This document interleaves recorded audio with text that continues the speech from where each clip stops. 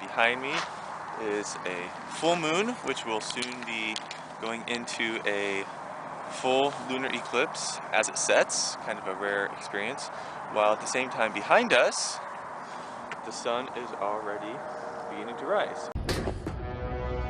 That's not possible. So this could be a very interesting and beautiful experience. Indeed. What I find very interesting is I was expecting the shadow to come upward across the moon as it would go down and it would pass into shadow, and actually it's going the other way around. The shadow, as the moon is here, the shadow is creeping down across the moon, even though the sun's coming up over here. That's not possible. That must be because of the moon's rotation,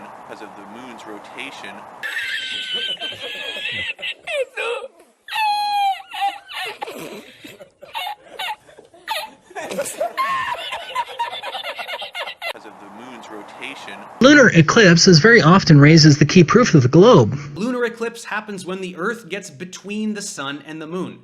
That's right, in between. But it actually doesn't help the heliocentric cause at all. First, there's the well-documented Selenelian.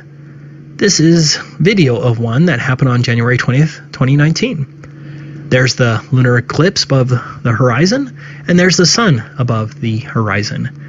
A Selenelian is where a lunar eclipse occurs when both the sun and the moon are both above the horizon. That's right, in between. Which means there is no alleged Earth between the sun and the moon that could cause a shadow on the moon. I am not listening, la la la la la la. That's geometrically impossible, and the official explanation of refraction is ludicrous as it causes a cascade of problems with other actual observations. Next, the shape of the eclipse is wrong. A shadow of a sphere on a sphere does not make a curve like this.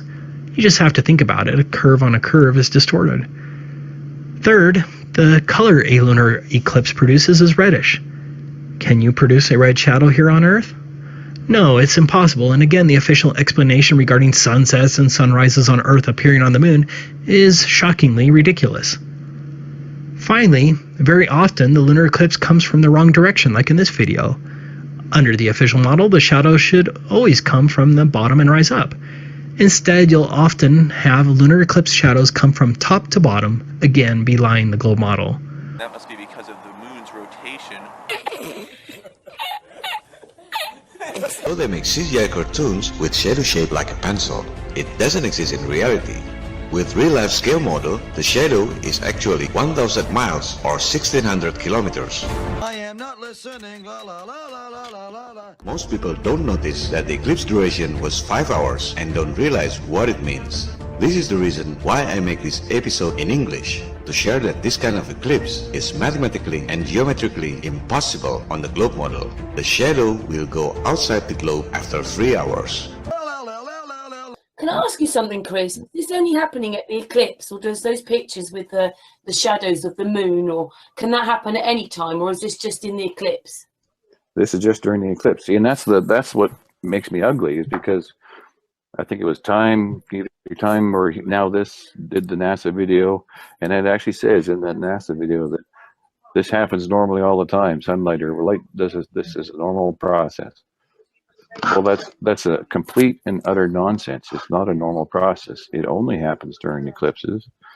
Like I said, otherwise the moon would do it every day, right through the forest and the trees, and the sun would do that every day.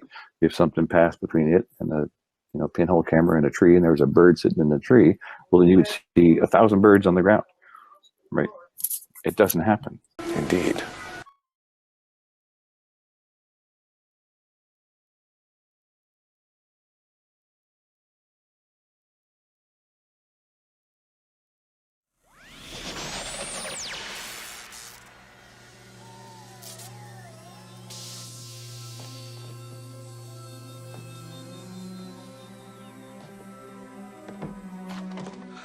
Where are we?